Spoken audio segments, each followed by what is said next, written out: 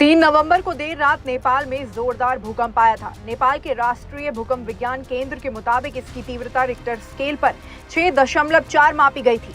झटके दिल्ली एनसीआर और उत्तर भारत के कई इलाकों में भी महसूस किए गए थे।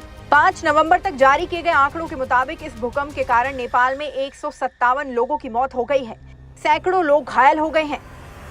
इस शक्तिशाली भूकंप के बाद भी नेपाल में आफ्टर शॉक्स भी महसूस किए गए, जिसने लोगों की परेशानी और ज्यादा बढ़ा दी। लोग पहले ही भूकंप के तेज झटकों से संभल नहीं पाए थे कि दोबारा 3.3 की तीव्रता का भूकंप आ गया। 3 नवंबर को आया अर्थक्वेक इतना ज्यादा असरदार रहा कि कई इमारतें ढह गईं।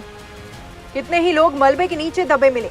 माना जा रहा है कि इसके कारण सबसे ज्यादा नेपाल के जाजरकोट और रुकुम में तबाही मची है। यहाँ जान माल को काफी नुकसान पहुंचा है। जानकारी के अनुसार भारत नेपाल बॉर्डर से लगभग 98 किलोमीटर की दूरी पर स्थित जाजरकोट भूकंप का केंद्र रहा। लोगों ने सुनाई आप बीती। इस भूकंप ने कितनी तबाही मचाई है, इसका अंदाजा तस्वीरों को देखकर लगाया जा सकता है, लेकिन जिन पर गुजरी उनके दुख का अंदाजा भी लगा पाना शायद मुश्किल है। कितने ही लोगों के घर उनकी आंखों के सामने ताश के पत्तों की तरह बिखर गए। जहां कभी उनके सपनों का घर हुआ करता था, वहां आज ईंटें और मलबा पड़ा दिखाई दे रहा है। घायलों को अस्पताल में भर्ती कराया गया। उनके शरीर पर लगे जख्म तो शायद जल्द ही भर जाएंगे, लेकिन भूकंप के कारण उनके जीवन में मची तबाही को भूल पाना उनके लिए बहुत मुश्किल होगा।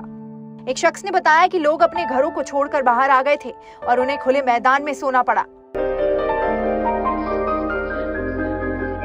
हम रात भर यहीं पर सोए हैं, इसलिए हम बहुत परेशान है। आपको कहाँ चोट लगी थी? आपको हाथ में चोट लगी थी, हाथ में डूंगा गिर गया था, इसलिए हाथ में चोट लगा था। ये स्कूल के ग्राउंड में पाल ओढ़ कर रात भर वहीं सोते हैं डर के लिए। घर का कोई मतलब नहीं, उनको अपना जान बचाना है, इसीलिए सब यहीं सोए हुए हैं। जाजरकोट में अस्पताल के बेड पर लोग सुबक सुबक कर रो रहे हैं। किसी ने अपने घर को खोया तो किसी ने किसी अपने को हमेशा के लिए गंवा दिया। भूकंप से ग्रस्त इलाकों में लोगों को एयरलिफ्ट करने की तैयारी भी तुरंत शुरू कर दी गई थी। भारत बना मसीहा। इस मुश्किल घड़ी में पड़ोसी देश की मदद के लिए भारत आगे आया है। भारत ने नेपाल को रिलीफ मटेरियल भेजा है, जिसमें खाने पीने का सामान और जरूरी दवाएं शामिल हैं। मेडिकल सप्लाई की बात करें तो भारत ने नेपाल को लाइफ सेविंग ड्रग्स के साथ साथ सर्जिकल सामान भी भेजा है, ताकि पीड़ितों की मदद की जा सके। बता दें कि 5 नवंबर को भारत के नेबरहुड फर्स्ट पॉलिसी के तहत भारतीय वायुसेना के C-17 ग्लोबल मास्टर के जरिए राहत सामग्री नेपाल तक पहुंचाई गई।